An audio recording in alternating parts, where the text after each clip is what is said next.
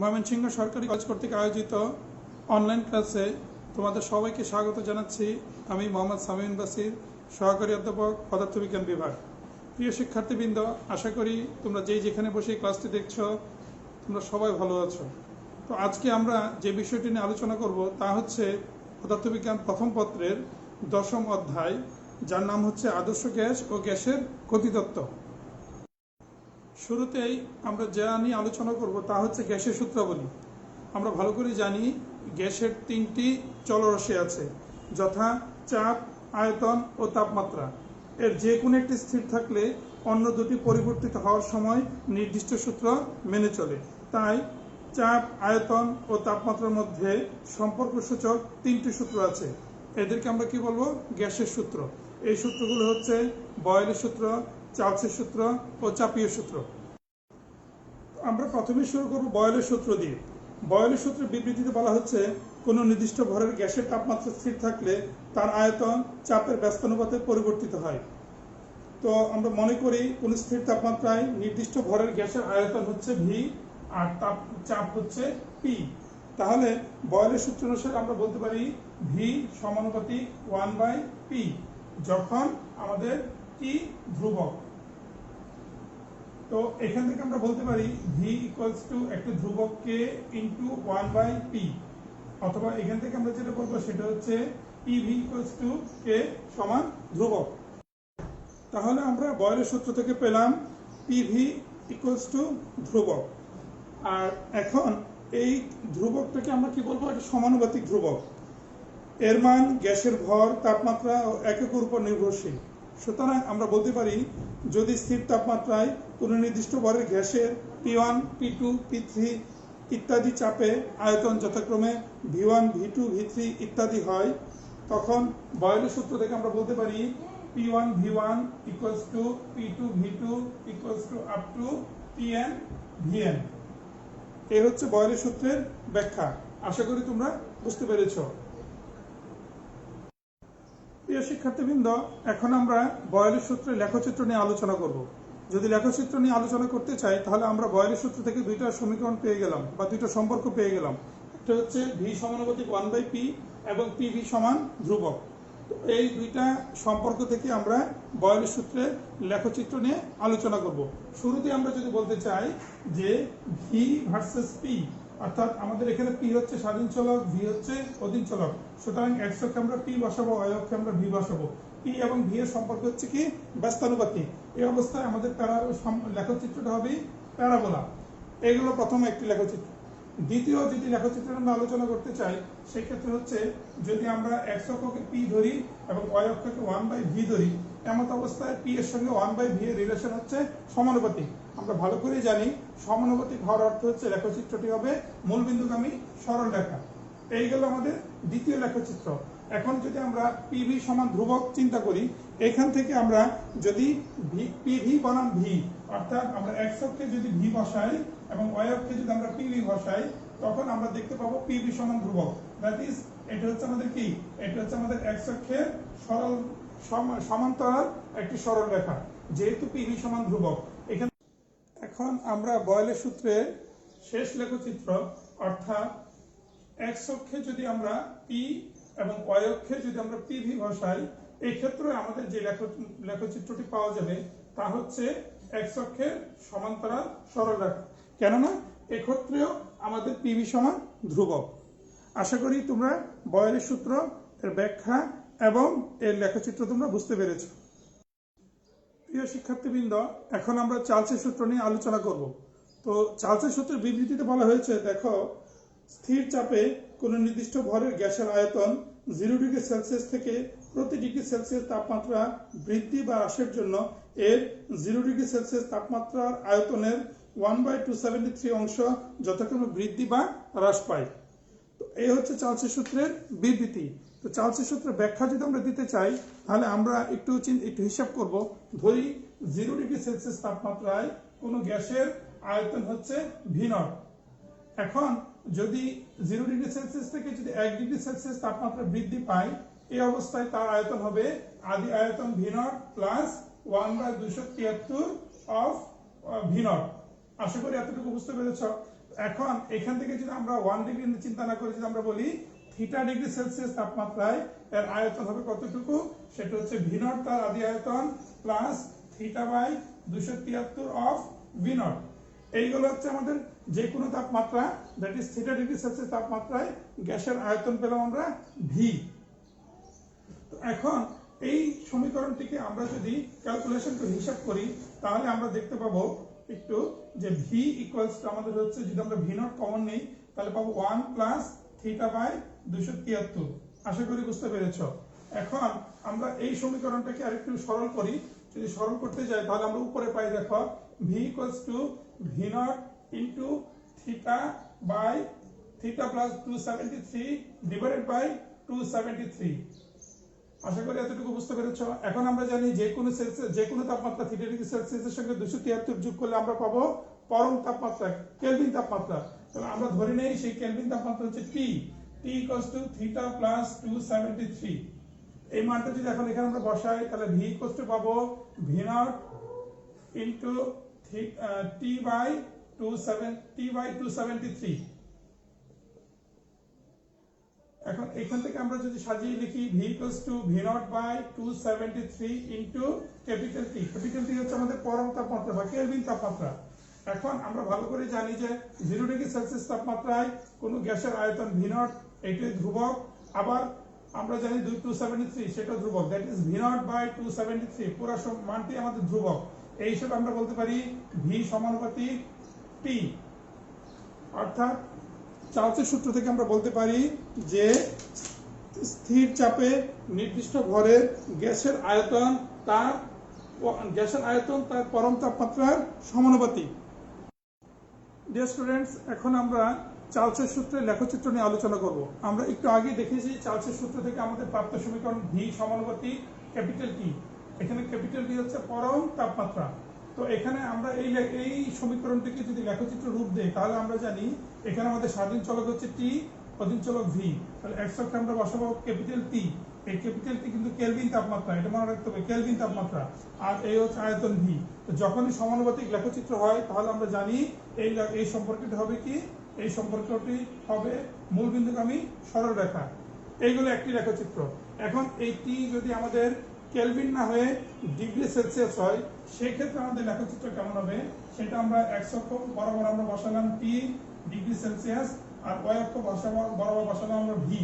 এই অবস্থায় আমাদের লেখচিত্রটা হবে ওয়াই অক্ষে ছেদনকারী সরলরেখা।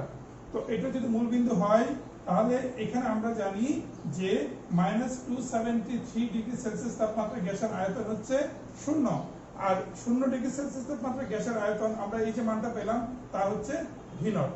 তো এই গেল চার্লসের সূত্রের দুটি লেখচিত্র। আশা করি তোমরা বুঝতে পেরেছো। ডিয়ার স্টুডেন্টস, এখন আমরা চাপীয় সূত্র নিয়ে আলোচনা করব। চাপীয় সূত্রের বিবৃতিতে বলা হয়েছে স্থির আয়তনে কোনো নির্দিষ্ট ভরের গ্যাসের চাপ 0 ডিগ্রি সেলসিয়াস থেকে প্রতি ডিগ্রি সেলসিয়াস তাপমাত্রা বৃদ্ধি বা হ্রাসের জন্য এর 0 ডিগ্রি সেলসিয়াস তাপমাত্রার চাপের 1/273 অংশ যথাক্রমে বৃদ্ধি বা হ্রাস পায়। এ হচ্ছে চাপীয় সূত্রের বিবৃতি। এখন চাপীয় সূত্রের ব্যাখ্যা যদি আমরা দিতে চাই তাহলে আমরা একটু গাণিতিক ব্যাখ্যা দিতে গেলে খেয়াল করি। মনে করি 0 ডিগ্রি সেলসিয়াস তাপমাত্রায় কোনো গ্যাসের চাপ হচ্ছে পি নট। 1 ডিগ্রি সেলসিয়াস তাপমাত্রায় এর চাপ বৃদ্ধি পাবে, সেটা হচ্ছে আদি চাপ পি নট রইল প্লাস 1/273 অফ পি নট। এইগুলো 1 ডিগ্রি সেলসিয়াস তাপমাত্রা এর চাপ। এখন আমরা যদি এই হিসাব করে ধরে যাই তাহলে ধরি আমরা থিটা ডিগ্রি সেলসিয়াস তাপমাত্রায় এর চাপ হবে P naught plus theta by 273 of P naught. এই হচ্ছে থিটা ডিগ্রি সেলসিয়াস তাপমাত্রায় ওই গ্যাসের চাপ। ধরি এই চাপের মান হচ্ছে পি। তো এখন এটাকে আমরা যদি সরল করি তাহলে আমরা বলতে পারি পি ইকুয়ালস টু, আমরা পি নট কমন নিলাম তাহলে পেলাম 1 প্লাস থিটা বাই 273। তো খেয়াল করো এটাকে আমরা আরেকটু সরল করি তাহলে আমরা যেটা বলতে পারি সেটা হচ্ছে যে পি নট কমন নিলাম, এখানে হলো theta plus 273 of 273 divided by 273। সরল করে আমরা এটা পেলাম। তো আমাদের নিশ্চয় জানা আছে, একটু আগে আমরা বলেছি যে থিটা প্লাস 273 ডিগ্রি সেলসিয়াস হিসাবে এটা হচ্ছে ক্যাপিটাল টি কেলভিন তাপমাত্রা হিসাবে পরম তাপমাত্রা। তো এখন এখান থেকে আমরা যেটা বলতে পারি সেটা হচ্ছে P not by 273 into T. সেটা হচ্ছে কিসের সমান, পি এর সমান। এই সমীকরণটা আমরা পেয়ে গেলাম। তো এই যে আমরা সমীকরণটা লিখে দিলাম, এই সমীকরণ থেকে আমরা একটা সিদ্ধান্তে আসতে পারি। খেয়াল করো, সেই সিদ্ধান্তটা হচ্ছে কি, যে পি নট এবং 273 দুটি হচ্ছে আমাদের ধ্রুবক। অর্থাৎ আমরা এই যদি লিখি পি নট বাই 273, এই মানটা যদি আমাদের ধ্রুবক হয়, তাহলে আমরা বলতে পারি পি সমানুপাতিক ক্যাপিটাল টি। ঠিক আছে, তাহলে চাপীয় সূত্র থেকে আমরা যে কথাটা বলতে পারি সেটি হচ্ছে স্থির আয়তনে নির্দিষ্ট ভরের গ্যাসের চাপ তার পরম তাপমাত্রার সমানুপাতিক। এই হচ্ছে চাপীয় সূত্রের ব্যাখ্যা। আশা করি বুঝতে পেরেছ। ডিয়ার স্টুডেন্টস, এখন আমরা আদর্শ গ্যাস সমীকরণ নিয়ে আলোচনা করব। তো আদর্শ গ্যাস সমীকরণ নিয়ে আলোচনা করতে হলে আমাদেরকে বয়েল এবং চার্লসের সূত্র সমন্বয় করে প্রমাণ করতে হবে। তো আমরা ধরে নেই এম ভরের কোনো গ্যাসের আয়তন ভি, চাপ পি এবং তাপমাত্রা ক্যাপিটাল টি। তো আমরা এখানে এখন বয়েলের সূত্র থেকে আমরা জানি, খেয়াল করো, বয়েলের সূত্র থেকে আমরা বলতে পারি ভি সমানুপাতিক 1/p। আবার চার্লসের সূত্র থেকে আমরা যেটা বলতে পারি সেটা হচ্ছে ভি সমানুপাতিক ক্যাপিটাল টি। এখন এই দুটো সূত্র যদি আমরা সমন্বয় করি, একত্রিত করি, তখন আমরা যেটা বলতে পারবো সেটা হচ্ছে ভি সমানুপাতিক টি/পি। তো এই যে সমন্বিত রূপ আমরা যা পেলাম, এখান থেকে যদি সমান করতে চাই, অবশ্যই আমাদের কি করতে হবে, একটি সমানুপাতিক ধ্রুবক আনতে হবে। ধরি সেই সমানুপাতিক ধ্রুবকটি হচ্ছে টি, কে। তখন আমরা বলতে পারবো V equals to K into T P. আর এখান থেকে আমরা ফাইনালি বলবো পিভি ইকুয়ালস টু কেটি। এটি হচ্ছে আপাতত আমরা পেলাম বয়েল এবং চার্লসের সূত্রের সমন্বিত রূপ। এখন আমরা যদি T1, T2, T3 up to Tn kelvin তাপমাত্রায় এবং P1, P2, P3 up to Pn চাপে কোনো নির্দিষ্ট ভরের গ্যাসের আয়তন যথাক্রমে V1, V2, V3 up to Vn হয়, তাহলে এই যে সমীকরণ আমরা পেলাম PV ইকুয়াল টু KT, এই সমীকরণ থেকে আমরা যেটা লিখতে পারি তা হচ্ছে P1 V1 by T1 equals to T2 V2 by T2 equals to up to আমরা বলবো Pn Vn by Tn equals to ধ্রুবক k। আশা করি এতটুকু বুঝতে পেরেছ। এখন যদি আমরা এক মোল বা 1 গ্রাম অণু গ্যাস বিবেচনা করি, তাহলে সকল গ্যাসের জন্য এই ধ্রুবক কে এর মান একই হয়। তখন এই ধ্রুবক কে কে আমরা আর দিয়ে নির্দেশ করি। ঠিক আছে, শুধুমাত্র মনে রাখতে হবে 1 মোল গ্যাস অথবা 1 গ্রাম অণু গ্যাস বিবেচনা করলে কে এর মান হয়ে যাবে কি আর। সে আর হচ্ছে সার্বজনীন গ্যাস ধ্রুবক। তাহলে সুতরাং 1 মোল গ্যাসের জন্য আমরা যেটা লিখতে পারি সেটা হচ্ছে PV by T equals to R. আশা করি বুঝতে পেরেছ। এখন এখান থেকে আমরা বলবো পিভি ইকুয়ালস টু আরটি। এটা হচ্ছে কার জন্য, 1 মোল গ্যাসের জন্য। 1 মোল গ্যাসের জন্য আমরা পেলাম পিভি ইকুয়ালস টু আরটি।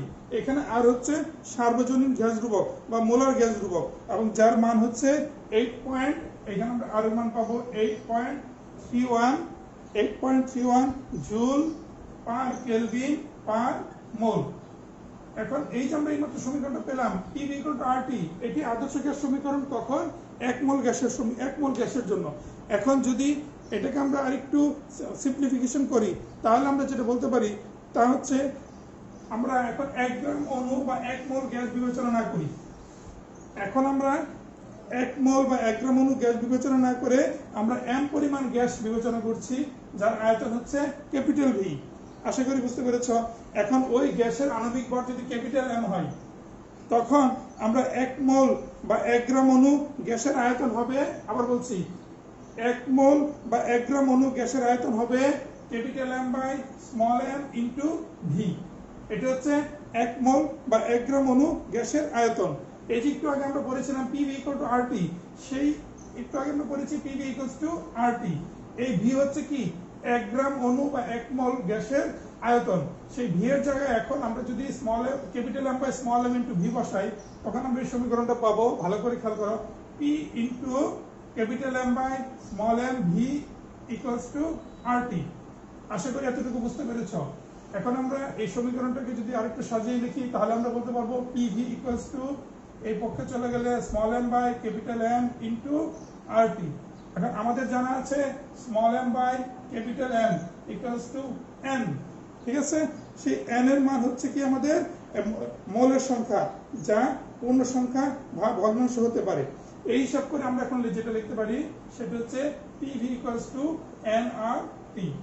এই যে মাত্র আমরা সমীকরণটা পেলাম সেটি হচ্ছে আমাদের আদর্শ গ্যাসের সমীকরণ। আশা করি তোমরা বুঝতে পেরেছ।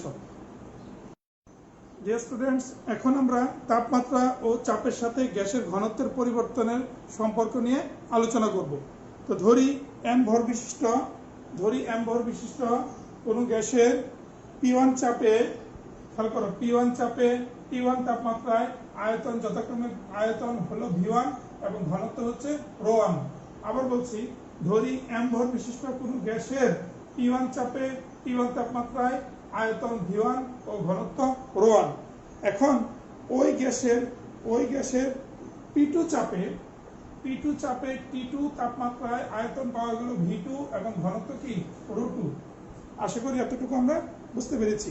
এখন আমরা ভালো করে জানি যে ঘনত্ব ρ সমান m/v, তাহলে এক্ষেত্রে আমরা বলবো ρ1 = m/v1, বা এখান থেকে আমরা বলবো v1 = m/ρ1। আবার একইভাবে লিখতে পারি ρ2 = m/v2, বা আমরা লিখতে পারি v2 = m/ρ2। আশা করি এই সমীকরণ দুটো তোমরা বুঝতে পেরেছ। একটু আগে আমরা পড়েছিলাম, নিশ্চয়ই তোমাদের মনে আছে, P1 V1/T1 = P2 V2/T2 সমীকরণটা নিশ্চয়ই তোমাদের মনে আছে। তাহলে সেখান থেকে আমরা যেটা বলতে পারি, আমরা লিখি এখন, তাহলে P1 V1/T1 = P2 V2/T2। এই সমীকরণে আমরা V1 এবং V2 মানটা আমরা এখন বসাবো। তাহলে V1 এবং V2 মান যদি বসাই, তাহলে আমরা আগে পেয়ে নিলাম P1/T1, V1 এর জন্য হবে m/ρ1। একইভাবে P2/T2 আর V2 এর জন্য পাবো আমরা m/ρ2। আশা করি এই দুটো মান বসানোর পর তোমরা বুঝতে পেরেছো। এখন আমরা এটা মুছে ফেলি, এটা আমাদের আপাতত দরকার নেই। উপপক্ষ থেকে আমরা m বাদ দিতে পারি, তাহলে আমরা বলতে পারি P1/T1 ρ1 = P2/T2 ρ2। ঠিক আছে। এখন এখান থেকে আমরা যদি উল্টিয়ে দেই সমীকরণটিকে, তাহলে আমরা বলতে পারি ρ1, খেয়াল করো, আমরা লিখতে পারি ρ1 T1/P1 সমান ρ2 T2/P2। এই যদি আমরা লিখতে পারি, তাহলে এখান থেকে আমরা ফাইনালি যে ডিসিশনটা নিতে পারি সেটা হচ্ছে ρT/P = আমাদের কি ধ্রুবক। এটা আমরা আপাতত পেয়ে গেলাম, ρT/P সমান ধ্রুবক। এই সম্পর্কটাই কি চাপ, দেখো, চাপ ও তাপমাত্রার সাথে গ্যাসের ঘনত্বের পরিবর্তনের সম্পর্ক নির্দেশ করে। আশা করি বুঝতে পেরেছ। এখন আমরা গ্যাসের ঘনত্বের সাথে চাপের পরিবর্তন এবং ঘনত্বের সাথে তাপমাত্রার পরিবর্তন কিভাবে হয় সেটা আমরা এখন খেয়াল করব। তো শুরুতে আমরা ধরি যে তাপমাত্রা স্থির। এখন যদি আমাদের T স্থির হয়ে যায়, তাহলে আমরা বলতে পারি যে ρ/P সমান কি ধ্রুবক, ρ/P সমান ধ্রুবক। তো এখান থেকে আমরা যেটা বলতে পারি সেটা হচ্ছে যে ρ সমানুপাতি, খেয়াল করো, ρ সমানুপাতি P, অর্থাৎ গ্যাসের স্থির তাপমাত্রায় গ্যাসের ঘনত্ব তার চাপের সমানুপাতিক। তো এই সম্পর্কটিকে আমরা এই মাত্র যেটা পেয়ে গেলাম, এই সম্পর্কটিকে আমরা যদি লেখচিত্রের মাধ্যমে প্রকাশ করতে চাই, তাহলে আমরা এই লেখচিত্রে খেয়াল করো ভালো করে। এই লেখচিত্রে P হচ্ছে স্বাধীন চলক, তাহলে x অক্ষে আমরা P বসালাম, y অক্ষে ρ বা ঘনত্ব বসালাম। তাহলে যেহেতু সমানুপাতিক সম্পর্ক, এই হিসাবে লেখচিত্রটা হবে মূলবিন্দুগামী সরলরেখা। আশা করি বুঝতে পেরেছ। এখন আমরা যদি আবার চিন্তা করি যে তাপমাত্রার সঙ্গে ঘনত্বের সম্পর্ক আলোচনা করব, তাহলে এখন ধরি P স্থির বা স্থির চাপ। এই অবস্থায় আমাদের হয় কি ρT সমান ধ্রুবক, ρ/T সমান যদি ধ্রুবক হয়, তাহলে আমরা বলতে পারি ρ = 1/T × ধ্রুবক। এখান থেকে আমরা ফাইনালি যেটা বলতে পারবো সেটা হচ্ছে ρ সমানুপাতিক 1/T, অর্থাৎ স্থির চাপে গ্যাসের ঘনত্ব তার পরম তাপমাত্রার ব্যস্তানুপাতিক। তো এখন এই লেখচিত্রটিকে আমরা, এই সম্পর্কটিকে যদি আমরা লেখচিত্রে রূপ দিতে চাই, তাহলে আমরা স্বাধীন চলক হচ্ছে আমাদের T, তাহলে T কে আমরা দিলাম x অক্ষে, অধীন চলক ρ y অক্ষে দিলাম। যেহেতু ব্যস্তানুপাতিক সম্পর্ক, ρ এর সাথে T এর সম্পর্ক ব্যস্তানুপাতিক, তাহলে সেটা হবে কি, সেটা হবে প্যারাবোলা। এই সম্পর্কটি হচ্ছে, অর্থাৎ লেখচিত্রটা হবে কি প্যারাবোলা। এটি হচ্ছে স্থির চাপে গ্যাসের ঘনত্বের সাথে তাপমাত্রা পরিবর্তন সংক্রান্ত লেখচিত্র। আশা করি বুঝতে পেরেছ। স্টুডেন্টস, আজকে আমরা ক্লাসের শেষ প্রান্তে চলে এসেছি। আজকের ক্লাসে আমরা গ্যাসের সূত্রাবলী, সেই গ্যাসের সূত্রাবলী থেকে আমরা আদর্শ গ্যাসের সমীকরণ প্রতিপাদন করলাম।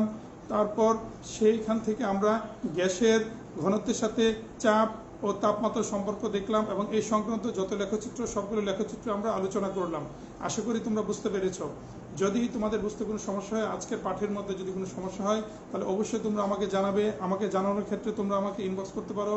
ইনবক্স করলে আমি এই বিষয়গুলো পরবর্তী ক্লাসে তোমাদেরকে বুঝিয়ে বলার চেষ্টা করব। তো আজকে আমরা ক্লাসের একেবারে শেষ পর্যায়ে চলে এসেছি। তোমরা অনেক মনোযোগ দিয়ে অনেক ধৈর্য ধরে ক্লাস করেছ, এজন্য তোমাদের সবাইকে ধন্যবাদ। আশা করি পরবর্তী ক্লাসে আবার দেখা হবে। ততদিন পর্যন্ত সবাই সুস্থ থাকো, সবাই ভালো থাকো। সবাইকে অসংখ্য ধন্যবাদ। Thank you very much.